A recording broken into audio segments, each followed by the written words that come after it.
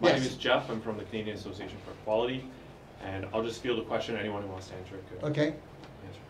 The social problems that we're dealing with right now, what do you think is the primary element in the overall sustaining the problems?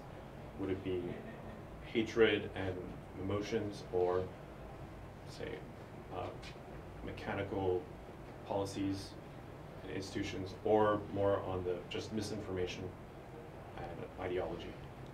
Well, there's a lot, and maybe each one of them has some validity. I think for the general public, it's lack of information and misinformation. I think there is a domestic violence lobby, both in America and England and Canada, that have a vested interest in keeping things exactly the way they are for both their careers and for funding and for expansion of their territory. So I think those play critical parts of it. And you know, it may start with radical feminism, but I don't think that the majority of women are radical feminists. I think that there's few women in apparently in positions of power in Canada, in the legislature and in judgeships, that have a ideological view that make it very hard to change. So that's what I take away from what I've learned. I think he's right, and I think, and this is what we were discussing, it's probably historical, even have to have a conference like this, where we are simply pointing out that originally the whole concept of men and women and children, I always understood that the basis of all civilization is the family, because this is the microcosm for children to actually learn how to live in the macrocosm, which eventually will be our societies. But as far as I'm concerned, from 1971 and even before, the radical feminist movement had decided, along with the Marxist movements, which after all have failed in 2 other major countries, that the family is a dangerous place for women and children, and men have to be disenfranchised. And what I see over the 40 years is the total men, in a sense, have been put with their backs up against the wall with no place to go, and have been systematically not only losing their children, their home, their family, but their human rights. All men are now branded as potential rapists and batterers, and it's a very small group of people who can see what's going on. But what frightens me is, why has there been no government that I can see at the top of the governmental tree where people have said, yes, this is going on. We are destroying the fabric of our society. And that's my concern, and my ongoing concern. This is quite a large issue, as you know. But if I were asked really what has to be done, I still have to come back to the fact that at the end of the day, power rests in each and every single individual. And that comes together in a collectivity. But I am of the impression that many Canadians and many people in this country are no longer in touch with the knowledge of governance and how governments actually work and how systems actually work. This is partially because successive governments have been robbing people of the language of the system. And it's also to do with the fact that there have been so many rapid changes in the lexicon that the old language that people might have known is no longer familiar. Like I said today, the changing of a position of an office holder from the official guardian to the children's lawyer. So I think all of us have to do something. At the end of the day, we're all responsible. I have always believed that the relations between men and women, or relationships between intimate partners, is not a really great forum for competitive, competing ideological concepts. You know, a human relationship between a man and a woman is a difficult thing, because all human relations are. So, yes, many of us are working on it. It would be better if more were working on it. But at some point in time, we have to start instructing ourselves in the language and the workings of governance, because much less bad legislation would pass if people had more understanding of what really was going on in it. And remember, the contemporary thing is always to articulate everything as equality. So this language has been kicked around as we have seen what I would consider the pillars of life, as I've seen them being eroded and struck down. So I just say to you that at the end of the day, men and women are equally capable of doing bad things. You know, they are equally capable of doing good things. Vice and virtue are not women's, sorry, vice and evil are not men's, and virtue and good things are not women's. These are human characteristics. So the sooner we begin to take a view of human beings as roughly equal, roughly the same, they feel, they love, they hurt in roughly the same ways, then once we begin to get hold of that, we can inch forward, I think. One idea that I'm entertaining is that you can make a lot of change with a very simple idea. And I think a lot of this is based around a very simple idea. That being that there's two collectives, men and women, and that they have opposing interests. This happens all the time in history. You have opposing tribes, opposing gangs.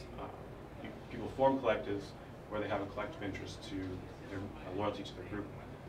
And I think anyone who takes a step back and looks at it will agree that that can't work with men and women.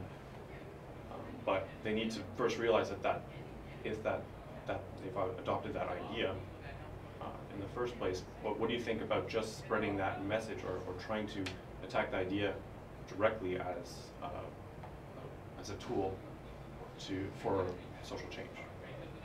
But I think the difficulty is, I think underlying the whole of the radical feminist ideology in the beginning, when I was there in 1971, was that this was a movement, the radical feminist movement, and it was so radical, the majority of women left. I can promise you that. They don't hold up with this. But the problem is, one of the things that makes it difficult is underlying all this is that women shouldn't be having relationships with men, because men are dangerous and they're rapists, they're going to destroy you and they're going to destroy the children. So it's very difficult, because the actual truth at the end of the day, the radical feminists want a worldwide women's movement that only relate to women and will actually get rid of men as a whole concept. That's a very radical idea, but behind all this is why they have no interest in making peace. They don't want to come to the table. They're such a small They're percentage. powerful. They may be small powerful, but they're number. really small Small in percentage. numbers. Yes, but they're ministers and they're judges and they're in positions, and then the media, they're in positions of power. Only takes a few people to make a revolution. Right. Lenin. I mean that's how it happened in Soviet Union. But, Yeah, right. Yeah. But I think I'm thinking of my students who are, and again, since things have changed pretty radically, people are coming out as gay and lesbian quite openly. And I've at known very youthful ages.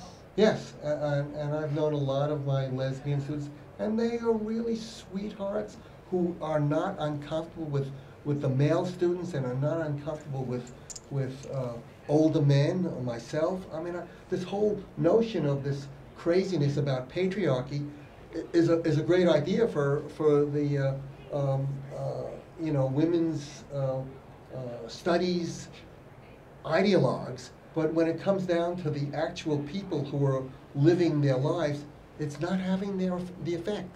So I think to expose them is fine, and that's where it's going to take sort of courageous journalists and people to say, you're way off base about this. But we've just had an example of a journalist who can't come and interview us because her paper have told them then she's not allowed to.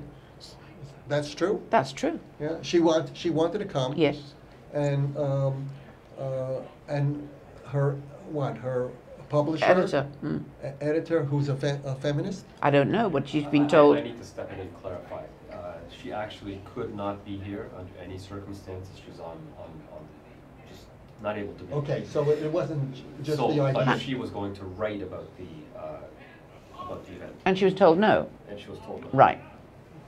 Anyway, you just said something very profound and very important in your description as men and of men and women as opposite and having opposite interests. This is such a novel concept and an ideological one, because until very recently in law, men's sole purpose was to protect women. And if you look back to the old law, it would tell you that when a man, remember, marriage was not for everybody. The ordinary people did not involve themselves in marriage. Marriage was usually for people who had a bit more money. And the old law was always that those men are responsible for that woman's upkeep, her care, and her maintenance, and the care and upkeep of all of those children. So you just think of men, say yourself, 150 years ago, and not only do you have a wife and children to look after, but you've got a spinster sister and an aging mother. Mm. And men carried those burdens for centuries, and they did all kinds of things. They went down to the coal mines, and they worked. Some of them hardly ever saw the light of day. They went to sea for months on end, never saw their families, and every penny they brought home that they earned. They did all the hard, dirty work of society, and then suddenly, and one also day, as soldiers. and soldiers, They're the okay, ones that fought the wars and died. And died, you know, and they went because they believed it was their duty to serve. Then suddenly, from one day to the other, an ideology develops which posits that these guys are dangerous and bad, and every man is a potential rapist, and a woman needs a man like she needs a bicycle. Or Gloria something. Steinem, that's right. There's something like that. I mean, they were quite funny, and I thought they were jokes, then I realized they were serious. Some point in time, we have to realize that we have much more in common. There's more in common than there are differences. And at some point, you know, some of this has to be set aside, because it doesn't even stand the scrutiny of logic or of interest. It is not in humanity's interest to view one half of the race as an enemy. Can I say something? Sir. I heard somebody once say that there's more differences within the sexes than between them. Well, that is entirely possible. That Yep. they're more, because there are more individuals than there are groups. Yes. So that is entirely possible. Which, But Depends on what you're measuring, like for height, for example, that would probably be true. well, yes, but what we're talking about here, we're talking about artificial divisions that have been imposed between human beings, and it was imposed between human beings who are in marriages. But you know, we had a period of about 10 years that you couldn't go to a dinner party that this issue was not being discussed, and in very, very, you know, heightened terms. And I had to realize quite often this was not man-woman stuff that was being discussed. What was happening was that the hostess at the dinner party was using the opportunity to give a few blows to the husband, all couched in rights and duties and so on and so forth. At some point in time, we have to deal that life is very short, and that we have to do the best that we can. And if you're lucky in life to find one or two really good and fast friends, or like many couples, you know, that you've got a partner who's willing to be loyal to you, then life is very short, and we have to live it in our lifetimes. So we have to do the best that we can. And therefore, if you find somebody who loves you, you know, make a go of it and work hard to keep it going. And every relationship, if you value it, you work to keep it, because they're hard to get. Thanks. I think I've no Okay. more questions. All right. My grandfather and my father's father made a comment. He said that at the end of your life, if you can count 5 friends? your true friends on one hand, You've got a lot. you've done well. Thank you Remember so much. remember Charles Okay. Kingsley, Water Babies? Remember we talked about that last night. What you're looking for Well, what you're looking for when you're old, when you're young, you're looking for a mate to spend your life with. But when you're old, you're looking for somebody who loved you when you were young. So they've been loving you for a long time. And I guess at the end of this, you come right back to the beginning. What is the purpose of life? And all of this nonsense has wreaked so much havoc and created so much tragedy that I don't even understand how some people could even take it seriously. Well, it's a multi-billion-dollar But it's a- industry. it's a- That's how serious it is. And it is, and this is what I mean. It's the kind of stuff I used to read and dismiss it as nonsense. But it's not nonsense, it's been a play.